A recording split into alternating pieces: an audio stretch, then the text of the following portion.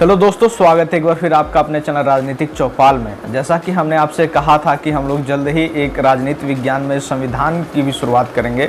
अब तक हमने राज्य और राजनीति विज्ञान को समझा है अपने पिछले तीन क्लासेज में। अब हम लोग समझेंगे कि संविधान में जाने से पहले जो राज्य के अंग सरकार है उसको बेसिक कॉन्सेप्ट आज हम समझते हैं और फिर इसी को पकड़कर हम लोग आज संविधान में प्रवेश करेंगे। आइए फिर ज़्यादा देर न करते हुए अपनी क्लास को शुरू करते हैं। तो देखिए, राज्य के अंग हमने आपको बताया था कि राज्य के अंग होते हैं, 4 अंग होते हैं: जनसंख्या, भूभाग, सरकार और संप्रभुता। हमने ये भी बताया कि सबसे इंपॉर्टेंट इसमें संप्रभुता है।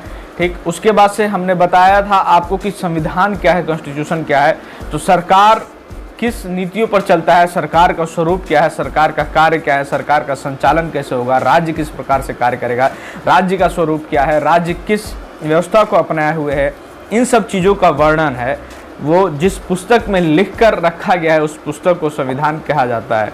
कई जगह पर ये लिख कर रखा गया है, कई जगह पर लिख कर नहीं रखा गया है। जहाँ लिख कर रखा गया है उसे लिखित संविधान कहते हैं, जहाँ लिख कर नहीं रखा गया वहाँ प्रथाओं से, परंपराओं से और रीति रिवाजों से अपनाए गए चीज़ों को भी वहाँ पर अलिखित संविधान है, वो नियम कानून के रूप में वहाँ पर संहिताबद्ध है। आइए फिर ज़्यादा देर न करते हुए अपने अगले उस पर चलते हैं।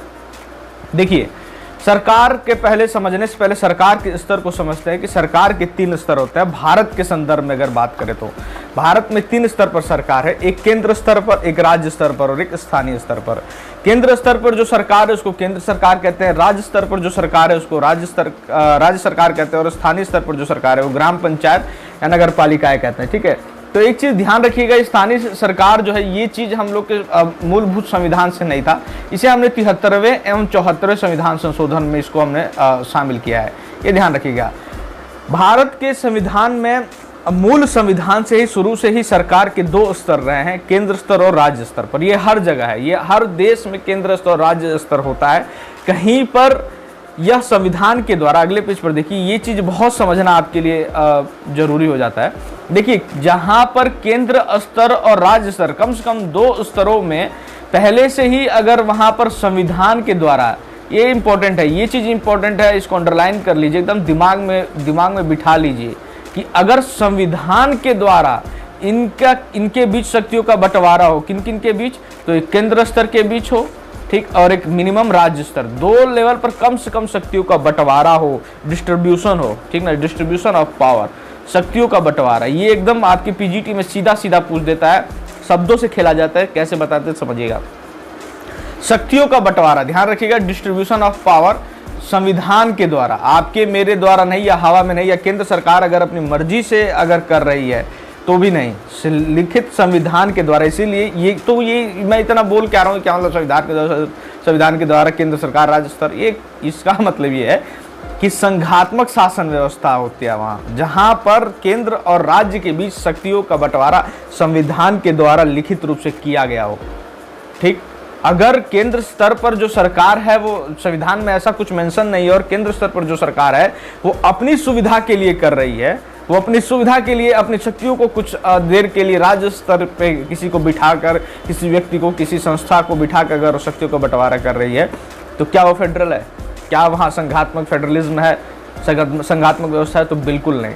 तो इसमें जो इस व्यवस्था, जो संघात्मक व्यवस्था फेडरलिज्म है, इसकी मूलभूत जो कहते हैं विशेषता कह लीजिए या आवश्यक तत्व कह लीजिए, जो मतलब होना ही चाहिए, पहला होना चाहिए कि संविधान के द्वारा शक्तियों का बंटवारा मिनिमम 2 स्तर पर, केंद्र स्तर और राज्य स्तर पर।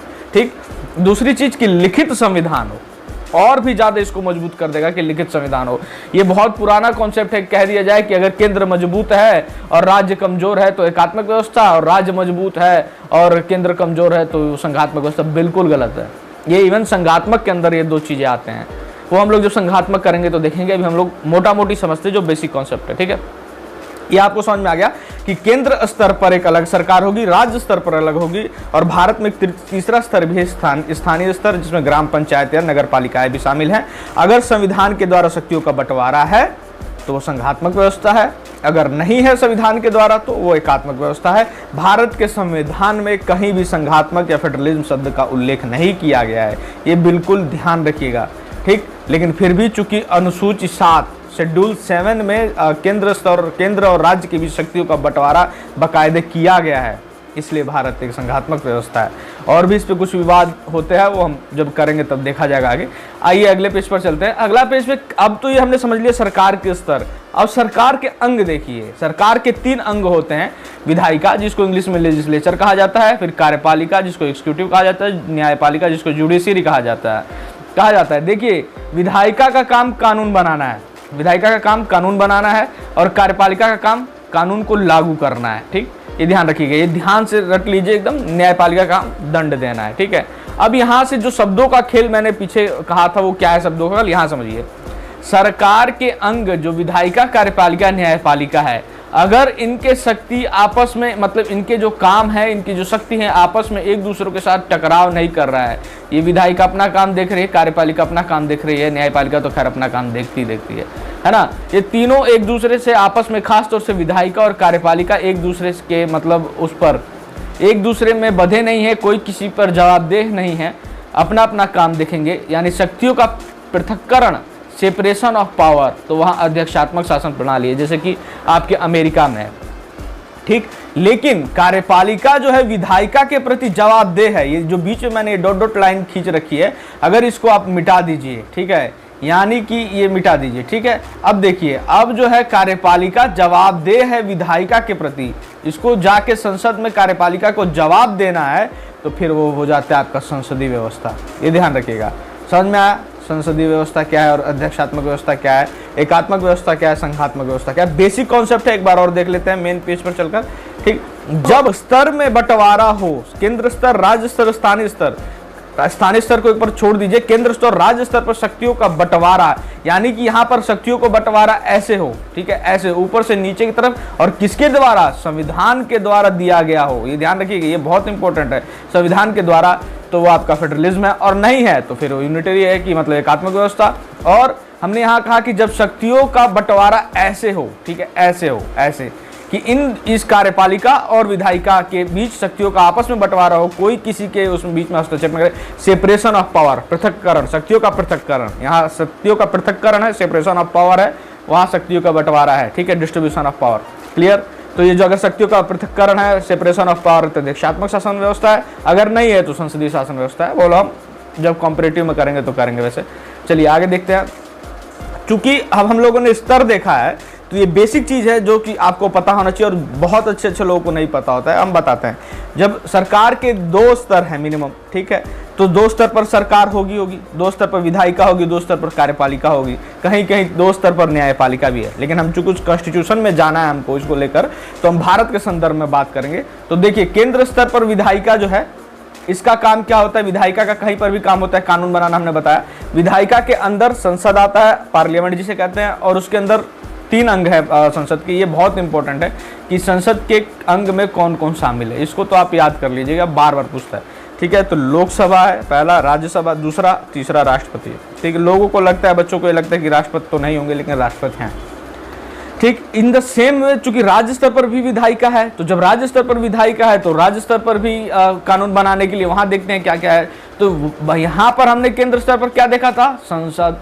ठीक है, वहां संसद नहीं है, संसद केंद्र स्तर पर, ये ध्यान रखिएगा। यहाँ पे क्या है, यहाँ पे विधानसभा है, संसद की जगह विधानमंडल है। ठीक है, विधानमंडल के 3 अंग होते हैं, वहां पर लोकसभा था, राज्यसभा था और राष्ट्रपति था। तो राष्ट्रपति की जगह यहाँ राज्यपाल हो गए, सर्वोच्च है, वो हेड ऑफ द स्टेट है ना, राज्य के हेड है। वहां लोकसभा के स्थान पर यहाँ पर विधानसभा हो गया, वहां के राज्यसभा की जगह पर या विधान परिषद है, लेकिन सभी राज्य में नहीं, ये राज्यों के ऊपर है। वो हम लोग जब करेंगे तो ज्यादा डिटेल से देखेंगे। अभी बात इतना समझिए कि सिर्फ और सिर्फ 6 राज्यों में है इस वक्त विधान परिषद, सभी राज्यों में नहीं है, क्लियर। और जो राज्य चाहे वो अपने बना सकता है, अगर बनाना चाहे, या जिस राज्य के पास वो हटाना चाहे तो हटा सकता है। यानी 2 स्तर पर आप समझ रहे होंगे कि विधायिका भी है, क्लियर, और 2 स्तर पर कार्यपालिका भी है। पहले स्तर केंद्र स्तर पर देखते हैं, तो केंद्र स्तर पर जो कार्यपालिका है उसमें 2 तरह के कार्यपालिका को हम लोग बांट सकते हैं, एक नाम मात्र का नॉमिनल और एक वास्तविक यानी रियल। नाम मात्र में जो आते हैं वो राष्ट्रपति साहब आते हैं, और वास्तविक में प्रधानमंत्री और मंत्रिमंडल आते हैं। यहाँ क्वेश्चन बनता है, एक चीज ध्यान रखिएगा, ये जब पेपर में पूछेगा तो ये केंद्र और राज्य आपको देकर नहीं पूछेगा, वो सीधा पूछेगा। ये तो मैंने आपको समझाने के लिए बताया हुआ है, वो बिल्कुल नहीं पूछेगा। वो पूछेगा कि कार्यपालिका का प्रमुख कौन होता है। ठीक है, ये क्वेश्चन आप एकदम ध्यान में रखिएगा, यहाँ बच्चे कंफ्यूज होते हैं कि कार्यपालिका का प्रमुख कौन होता है। तो कार्यपालिका का प्रमुख राष्ट्रपति होता है, ध्यान रखिएगा। ठीक ना। अगर देकर पूछे कि राज्य की कार्यपालिका का प्रमुख कौन होता है तो फिर राज्यपाल होंगे, लेकिन जब सिर्फ और सिर्फ पूछ दे कि कार्यपालिका का प्रमुख कौन होता है तो राष्ट्रपति होते हैं। और ये भी ध्यान रखिएगा कि राष्ट्रपति साहब कार्यपालिका के भी प्रमुख हैं और राष्ट्रपति साहब संसद के भी अंग हैं, ठीक है। आइए चलते हैं अगले प्रश्न। अब राज्य की कार्यपालिका देखते हैं। ये हमने सिर्फ समझाने के लिए आपको डिवाइड करके बताया हुआ, बेसिक चीज है, इतना पता होना चाहिए, नहीं पता है इसीलिए बता रहे हैं हम भी कि देखिए कार्यपालिका यहाँ पर भी दो उसमें बढ़ती है, एक नाम मात्र की नॉमिनल और एक वास्तविक यानी रियल। नाम मात्र पे वहाँ का जो हेड हो जाएगा वो राज्यपाल साहब हो जाएंगे और वास्तविक में मुख्यमंत्री और मंत्रिमंडल हो जाएंगे। क्लियर है, ठीक है। इनका भी काम सेम टू सेम वही है कि कानून को लागू करना, जो केंद्र स्तर पर केंद्र ये अपने राज्य के कानून को लागू करेंगे, केंद्र राज्य की जो विधायिका है वो राज्य के लिए कानून बनाएगी। भारत में जितने राज्य सब हर राज्य में विधायिका है, हर राज्य में कार्यपालिका है, वो अपने राज्य के लिए कार्य करेंगे, लेकिन केंद्र जो है वो केंद्र स्तर पर कार्य कर रहा होगा, है ना, वो कर भी रहा है। तो आइए देखते हैं आगे। अब बात कर लेते हैं हम लोग जुडिशियरी की। तो देखिए जुडिशियरी की बात सिंपल है, जिस तरह से हमने आपको शुरू में ही कहा था कि संविधान को लेकर हम सरकार को लेकर हम लोग भारतीय संविधान में घुसेंगे इसी के माध्यम से। तो भारत में एकीकृत न्यायपालिका है, एक न्यायपालिका है जिसका क्रम ऊपर से नीचे की तरफ चलता है। यहाँ पर अमेरिका की भांति ये नहीं है कि केंद्र पर अलग न्यायपालिका है और राज्यों की अलग न्यायपालिका है, ऐसा कुछ नहीं है, ठीक है। यहाँ पर सबसे ऊपर सर्वोच्च न्यायालय है, ठीक है, सबसे ऊपर सर्वोच्च न्यायालय है, उच्चतम न्यायालय जिसे कहते हैं सुप्रीम कोर्ट इंग्लिश में कहा जाता है, उसके नीचे उच्च न्यायालय हाई कोर्ट हो गया और सबसे नीचे जिला न्यायालय, जिला न्यायालय भी आगे जो है डिवाइड हो जाता है। क्लियर, वो देखा जाएगा अगर जरूरत पड़ेगा जब हम लोग न्यायपालिका कर रहे होंगे, ठीक है। ये बेसिक कॉन्सेप्ट है सरकार का कि सरकार के अंग क्या है, सरकार का स्तर क्या है, केंद्र स्तर पर भी सरकार है, राज्य स्तर पर भी सरकार है। क्लियर, यानी केंद्र स्तर पर भी विधायिका है, राज्य स्तर पर भी विधायिका है, केंद्र स्तर पर भी कार्यपालिका है, राज्य स्तर पर भी कार्यपालिका है, स्थानीय स्तर पर नहीं है, ध्यान रखिएगा, ठीक ना। वो हम लोग स्थानीय स्तर जब करेंगे तो ज्यादा अच्छे से समझेंगे, अभी बस इतना समझिए। दो स्तर पर हम लोग ये समझ गए, ठीक। तो जब केंद्र स्तर पर विधायिका है तो संसद है, उसके अंदर लोकसभा, राज्यसभा, राष्ट्रपति है। जब राज्य स्तर पर विधायिका है तो विधानमंडल है, विधान परिषद, विधानसभा और राज्यपाल हो गए, है ना।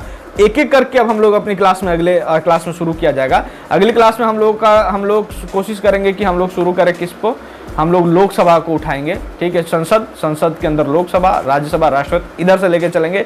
और तरीका यही रहेगा कि केंद्र विधायिका पढ़ ले, ठीक, लोकसभा पढ़ ले रहे हैं तो राज्य के स्तर के विधायिका को पढ़ा जाए, राज्य के उसके अंगों को पढ़ा जाए, ताकि हम लोग दोनों को एक साथ समझते आसानी से चलें। वरना बच्चों को केंद्र का समझ आ जाता है, फिर उनको बताइए विधानसभा क्या है, ऐसे होता है कि विधानसभा क्या है भैया, ये तो विधानसभा क्या है या विधान परिषद क्या है या राज्यपाल क्या है। फिर ये पूछ देते हैं कि अच्छा तो जो राष्ट्रपति साहब है वही राज्य में राज्यपाल भी है क्या। तो समझेंगे आप, घबराइए मत। ये बेसिक चीज़ों से हमने शुरुआत किया है और बहुत जल्दी इसका पार्ट 2 लेकर आएंगे और अब हम लोग कॉन्स्टिट्यूशन में बढ़ेंगे। और आपको ये वीडियो कैसी लगी कमेंट करके जरूर बताएं, अपने दोस्तों को शेयर करें। बेसिक से मैंने शुरू किया हुआ है ताकि आसानी से आराम से जो 11th-12th का बच्चा हो उसको भी समझ में आए। ये वीडियो कैसे लगी कमेंट करके जरूर बताएं। अगर आप नए हैं तो चैनल को सब्सक्राइब करें, वीडियो को लाइक करें, अपने दोस्तों को शेयर करें। तब मिलते हैं अपने नेक्स्ट वीडियो में। जय हिंद, जय भारत।